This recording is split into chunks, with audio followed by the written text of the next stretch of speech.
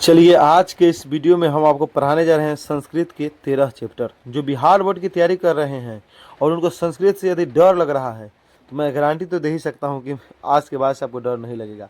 और विश्व शांति चैप्टर के बारे में पढ़ रहे हैं क्योंकि विश्व में अभी के समय में पूरी अशांति फैली हुई है और विश्व शांति चैप्टर का नाम है। देखिए कितनी अच्छी मतलब है कि एक समय पर एक चैप्टर भी अच्छा आ गया और 13 पार्ट है आपका विश्व शांति।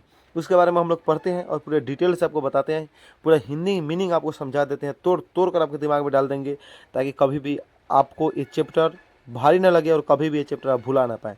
अरे पढ़ाई ऐसा कीजिए कि किसी को पढ़ा सकें, वरना पढ़ने का क्या फ़ायदा। और संस्कृत एक ऐसा विषय है जिसमें अधिकांश लोग फेल भी होते हैं, लेकिन आपको इसे नहीं गलती करना है। चलिए शुरू करते हैं चैप्टर को। देखिए सबसे पहले समझते हैं क्या लिखा हुआ है। लिखा हुआ पाठ्यस्मिन् संसारे वर्तमानस्य अशांति वातावरणस्य चित्रणम तत्व समाधानो उपायस्य निरूपितो। इसका मतलब क्या होता है? इसका मतलब होता है इस पाठ में संसार में वर्तमान समय में जो अशांति का वातावरण है उसका चित्रण और समाधान उपाय किया गया है, यानी उसी का जिक्र किया गया है। इस संसार में जो वातावरण है, कति का वातावरण फैला हुआ है? अशांति का वातावरण। किसका? अशांति का वातावरण।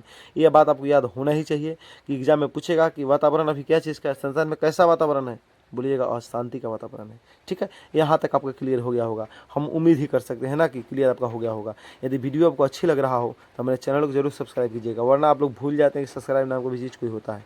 और शेयर भी कर दीजिएगा ताकि आने वाले जो भी बच्चे हैं और आपको भी हमारी वीडियो की नोटिफिकेशन टाइम टाइम पर मिलते रहे, जिससे आप अच्छी से अच्छी तैयारी कर सकें, बेहतर तैयारी कर सकें। आगे हम बढ़ते हैं ज़्यादा बिना लेक्चर किए हुए। आगे है कि देशेषु आंतरिकी। देशेषु आंतरिकी हमने आपको पढ़ाया था ग्रामर में भी। नदीसु उसी प्रकार देशेषु है।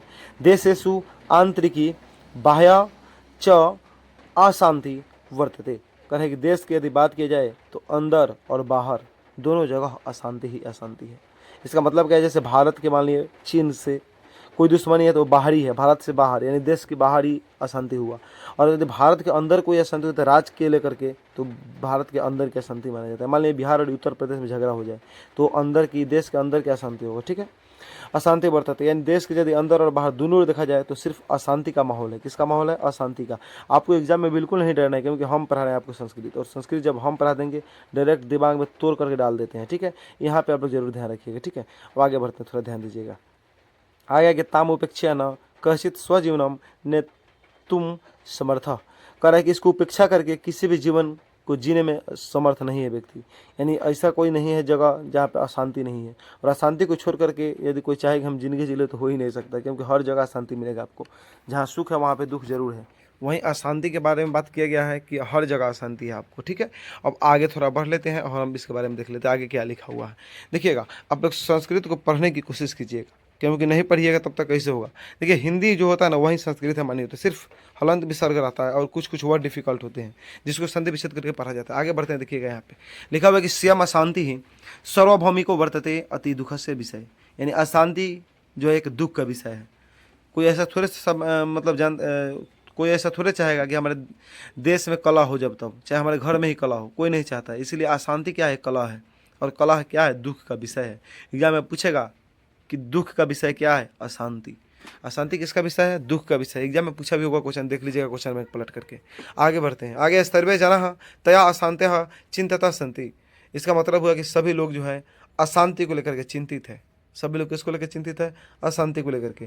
कोई भी व्यक्ति से पूछेगा कि आप सुखी संपन्न है तो सुखी संबंध होगा, मगर अशांति को लेकर के सभी व्यक्ति के अंदर चिंता है। सब व्यक्ति कह रहा है कि अरे अंदर अशांति फैली हुई है देश के अंदर, देश के बाहर अशांति है, देश के अंदर अशांति, अशांति ही अशांति है। यहाँ पे सब लोगों को ध्यान देना होगा। आगे बढ़ते हैं, ध्यान दीजिएगा थोड़ा सा। आगे क्या है? आगे की हम थोड़ा जान लेते हैं आगे क्या बता रहा है इस चैप्टर में। ठीक है, थोड़ा सा वेट कीजिए, हमको समझाया वहाँ तक। देखिए अब आगे बढ़ते हैं, थोड़ा देखिएगा। वर्तमान संसारे प्रायश सर्वेषु देशेषु उपद्रव अशांति व दृश्यते। इसका मतलब क्या होता है? कह रहे कि वर्तमान संसार में प्रायः सभी देश में उपद्रव अशांति देखने को मिल रहा है। देखिए भाई साहब, जहाँ भी अशांति होगा वहाँ पे उपद्रव होना तय है। उपद्रव का मतलब समझते हैं? कोहराम मचा देना पूरा। तो वही बात है, जहाँ पे अशांति होगा वहाँ पे सब होना तय है। तो कह रहे कि वर्तमान संसार जो है प्रायः अशांति के द्वारा कथी है, मतलब एक तरह से सेवित है, पूरे अशांति का माहौल है।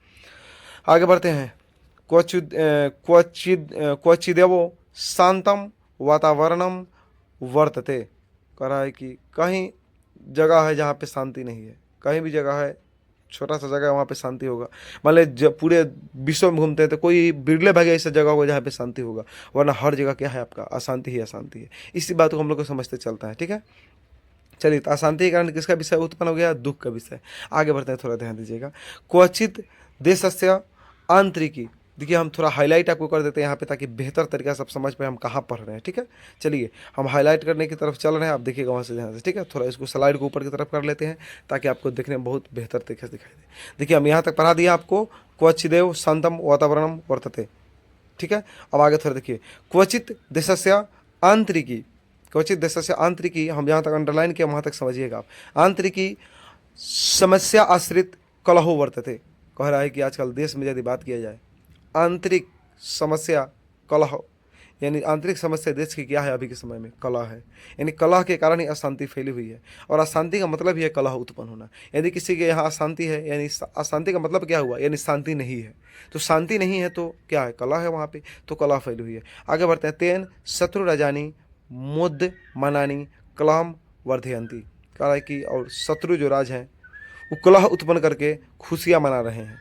मान लीजिए बिहार है अपना, क्या है? बिहार अपना राज्य है, और खुशी कैसे मनाते हैं? देखिए जो शत्रु राज्य है वो अंदर कलह उत्पन्न कर देते हैं हम लोग के अंदर, और वो अपने आप में खुशी मनाने लगते हैं। जैसे मान लीजिए बिहार राज्य है, बिहार राज्य में क्या है कि अंदर हम लोग के खुशी है, अभी खुशी का माहौल है। हम लोग जा करके क्या किए, उत्तर प्रदेश को, यूपी को कलह उत्पन्न कर दिया, लड़ाई कर लिए यूपी के बॉर्डर से, और अंदर क्या है, खुशी के कारण अपना हम लड़ाई कर लिए। तो बाहरी तो क्या हो गया, कलह हो गया, लेकिन अंदर हम लोग में क्या था, खुशी था कि मान ली हम यूपी से लड़ लिए। लेकिन ऐसा हम लोग को करना नहीं चाहिए। हालांकि हम लोग का यूपी बहुत अच्छा दोस्त है। हम एक उदाहरण आपको दिया है, इसको सीरियस बिल्कुल नहीं लेना है। मान लीजिए भारत है और एक पाकिस्तान है, भारत पाकिस्तान के अंदर लड़ाई हो रहा है, जैसे कुछ दिन पहले हुआ अपने यहाँ। तो भारत क्या करेगा, भारत के अंदर खुशी का माहौल है कि पाकिस्तान को हम लोग ध्वस्त कर दे, पाकिस्तान को हम लोग खत्म कर दे। खुशी का माहौल है ना एक, कि पाकिस्तान को हम लोग मारेंगे तो बर्बाद ही कर देंगे हम की बार, ठीक है। और मान लिए हमारे अंदर खुशी है, लेकिन हम भारत के लोग हैं, और पाकिस्तान से जब लड़ेंगे तो क्या चीज़ का माहौल क्रिएट होगा? अशांति का माहौल। अशांति का माहौल तो 100% रहता है, क्योंकि अशांति है, अशांति फैलेगा, उससे पूरे संसार में अशांति हो जाता है, ठीक है। लेकिन भारत के अंदर क्या रहेगा? खुश रहेगा कि हम लोग मार दिए, वही बात है। आगे आते हैं, शत्रु राजानी मुद मनानी कलह वर्धयंती, यही बात है कि यानी दूसरे जो शत्रु राजा वो अपनी खुशियाँ मनाते हैं, क्या करके? खुशियाँ को आगे बढ़ाते हैं। क्वचित अनिकेशु राजेशु परस्परम शीतयुद्धम प्रचलिता, कह रहा है कि राज्य जो है, अनेक राज्य है, वहाँ पे परस्पर शीत युद्ध प्रचलित है। शीत युद्ध का मतलब होता है बुद्धि का युद्ध। ऐसा युद्ध जो बुद्धि से कर लिया जाता हो, जो राजनीति के द्वारा कर लिया जाता हो, उसे शीत युद्ध बोला जाता है, यानी कोल्ड वार बोलते हैं इंग्लिश में। उसको कोल्ड वार का आप लोग नाम भली बात जानते होंगे हिस्ट्री में से। आगे बढ़ते, वस्तुतः संसार अशांति सगरस्य कुल मध्यम सिन्हो दृश्यते, कह रहा है कि वस्तुतः यानी प्रायः इस संसार में यदि बात किया जाए, अशांति की सागर बह रही है। इस संसार में किसकी सागर बढ़ रही है? अशांति की। एग्जाम में पूछा हुआ क्वेश्चन है, आप रट लीजिए, भले अपना नाम भूल जाइए, मगर इसको मत भूलिएगा। किसका माहौल है? पूरे संसार में अशांति का माहौल है। और क्या फैला हुआ? अशांति फैला हुआ है। किसकी सागर बह गई है? अशांति की सागर है।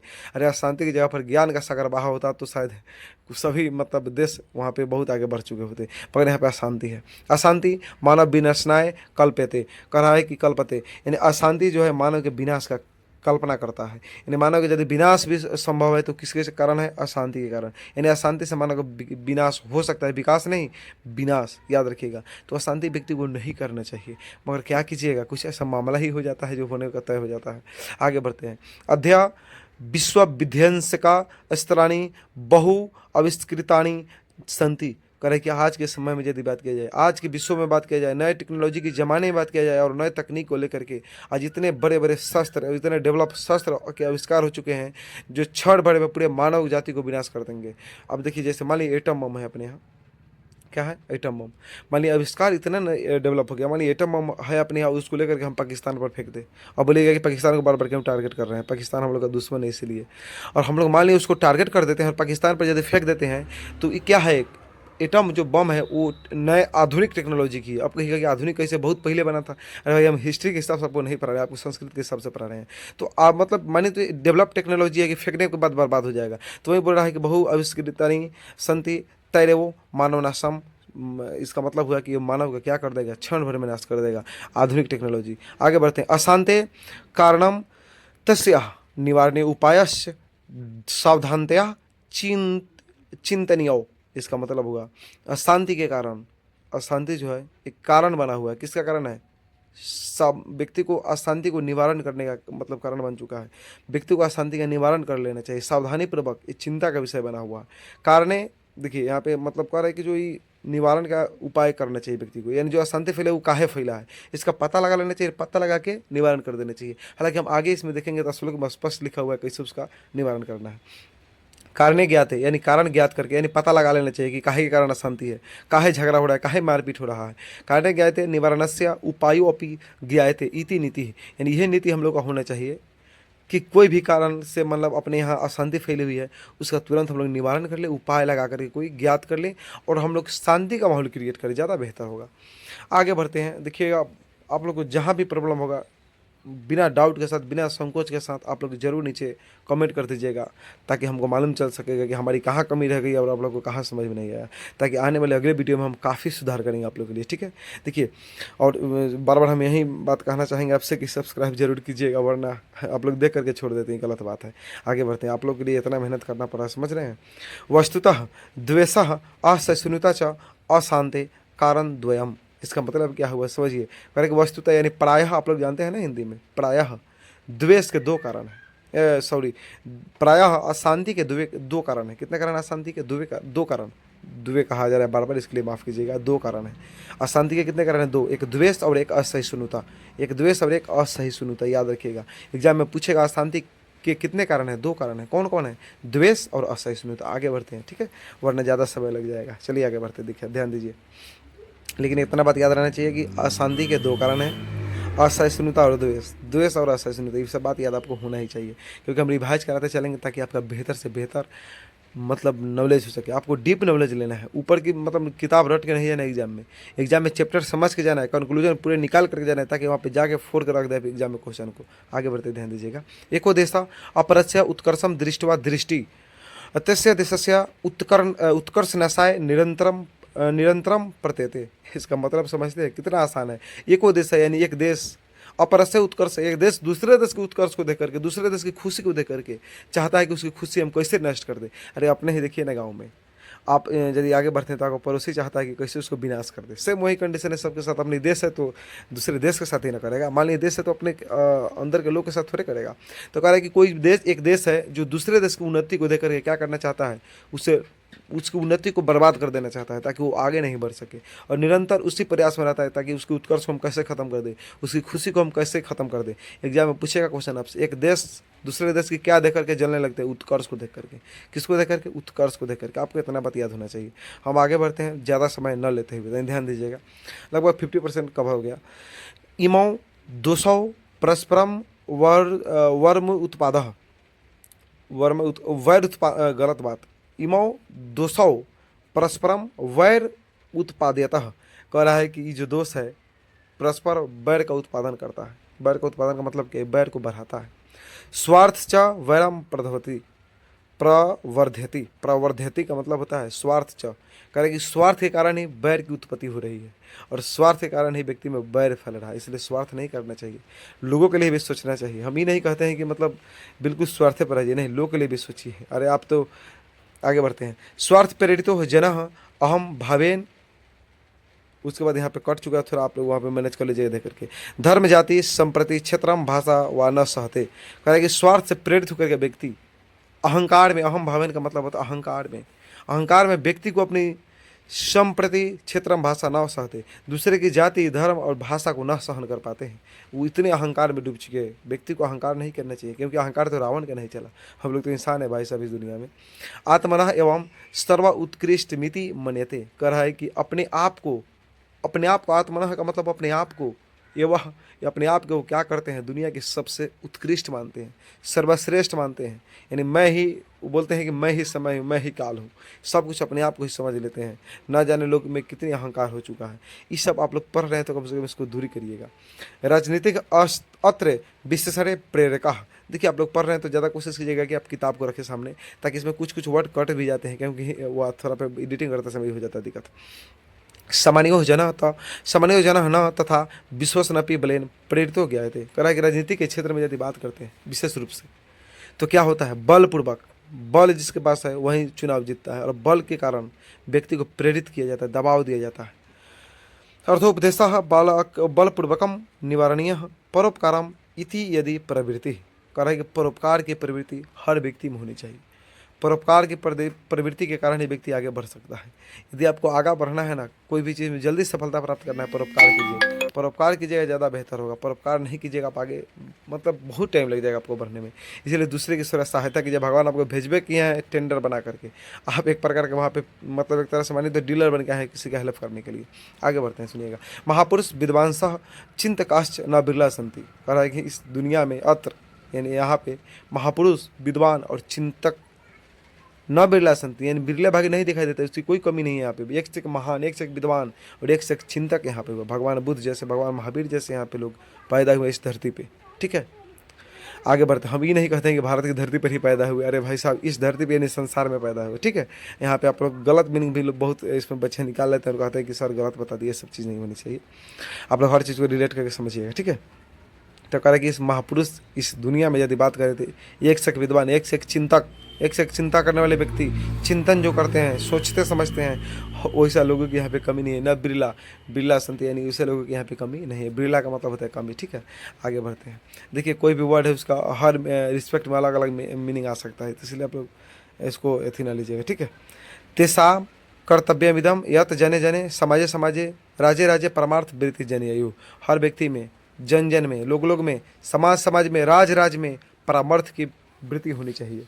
यानी परोपकार के लोगों में अंदर भावना होनी चाहिए परोपकार की, ताकि लोग लोग को सपोर्ट कर सके, समाज समाज को सपोर्ट करे, राज राज को करे, वरना कैसे आगे बढ़ पाएगा। तो परोपकार की नीति सब में होनी चाहिए। और जिसके यहाँ परोपकार है शायद उसका तो भगवान कभी साथ नहीं छोड़ सकते। इसलिए आप लोग ध्यान रखिए यहाँ पे। ठीक है, आगे बढ़ते हैं। बहुत मज़ेदार चैप्टर होता है सभी संस्कृत का। संस्कृत मतलब इतना आसान होता है फिर भी बच्चों को भारी लगता है, पता नहीं क्यों। आगे बढ़ते हैं, ध्यान दीजिएगा। देखिएगा यहाँ पे आप शुष्क उपदेश न पर्याप्त प्रतियुत तस्य कार्यान्वयनश्च जीवने निर्वार्यम उक्तवाच ज्ञानम भाड़ क्रियाम बिना। इसका मतलब समझते हैं कहा कर है कि इस यदि अपने यहाँ बात किया जाए उपदेश से संबंधित भी बात किया जाए और पूरे जीवन को नियम के अनुसार चलाने की बात की जाए तो एक बात कहा गया है कि ज्ञान भाड़ा क्रिया बिना। यानी ज्ञान आपके पास है, यदि क्रिया नहीं करते तो भाड़ के समान है। ज्ञानम भाड़ा किसके बिना? क्रिया बिना। ठीक है, ज्ञान किसके समान?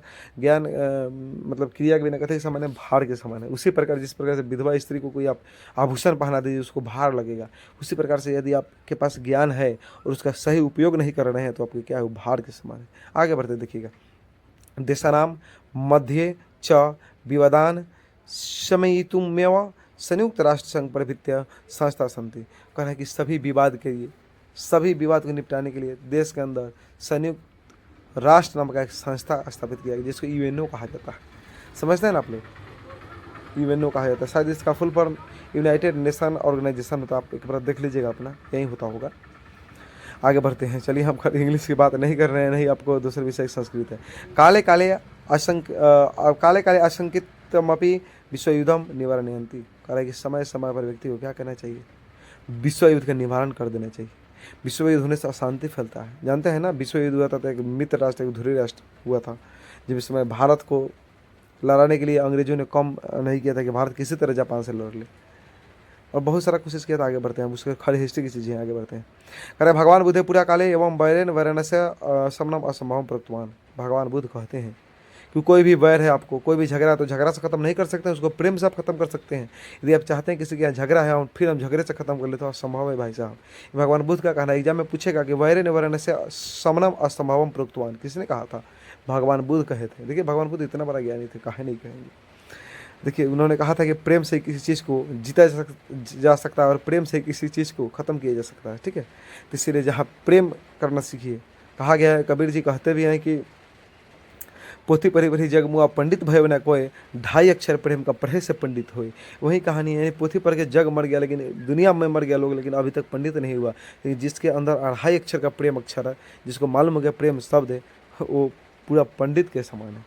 कह रहा है कि अवैरेन करुणा से मतरिभावेन च वैर से शांति। यानी अब अवैर को खत्म, यानी वैर को खत्म करना था, वो करुणा के भाव से, मित्रता के भाव से शांति ला सकते हैं दुनिया में। आप चाहेंगे कि हम एक थप्पड़ को मारा था 2 थप्पड़ मार के शांति लेंगे, तो नहीं हो सकता है। आगे बढ़ते हैं, देखिएगा यहाँ पे है कि अयम निजह परो वेति गणना लघु चेतसाम, इसका मतलब समझिए, कह रहा है कि अपने यदि व्यक्ति निजी स्वार्थ को छोड़ करके दूसरे के स्वार्थ को देखे तो अच्छा होगा। और इसका पूरा हम मतलब परफेक्ट इसका मीनिंग बताना, समझिए।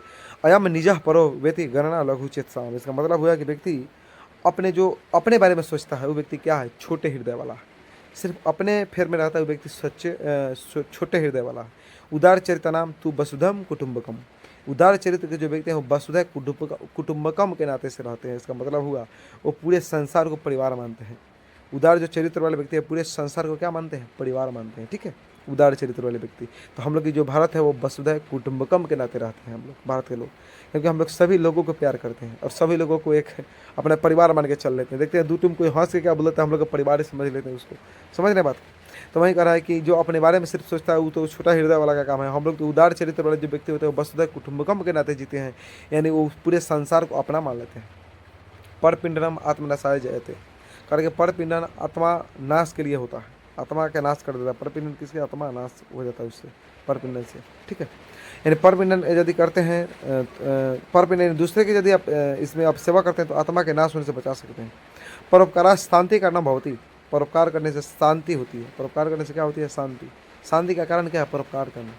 व्यक्ति को परोपकार करते रहना चाहिए ताकि शांति रहे, ठीक है। यहाँ पे आप ध्यान दीजिएगा, थोड़ा थोड़ा वर्ड पढ़ना तो हो जाएगा। अध्यापी परस्य देश संकट काले अने, देखिए अध्यापी परस्य देश संकट काले अने देशा सहायता राशि सामग्रीम च प्रेषयन्ति इति विश्वशांति सूर्योदय दृश्यते।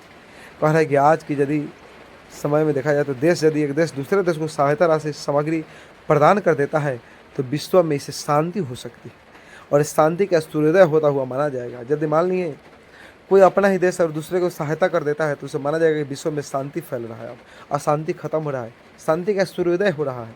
और ऐसा करना भी चाहिए। जैसे हम लोग बहुत सारे देश है जो और उसकी मुसीबत आता तो हम लोग हेल्प कर देते हैं। नेपाल की तो पूरा जिम्मेदारी हम लोग ही ले लिए हैं, क्या कीजिएगा। तो उस तरह उस सब चीज़ जोग्राफिकल चीज़ें हो जाती है, उस सबका हम जिक्र नहीं करेंगे ज़्यादा, ठीक है। लेकिन हम यही उम्मीद करते हैं कि आपको वीडियो अच्छा लगा होगा। यदि अच्छा लगा होगा, तनिक भी ऐसा लगा होगा ना, तनिक भर भी यदि अच्छा लगा होगा तो मेरे चैनल को सब्सक्राइब जरूर कीजिएगा। और यहाँ पे हम कहेंगे कि लाइक को दबा कर कीजिएगा और शेयर भी कीजिएगा दबा करके। फेसबुक इंस्टाग्राम हर आईडी से मुझे शेयर कर दीजिएगा।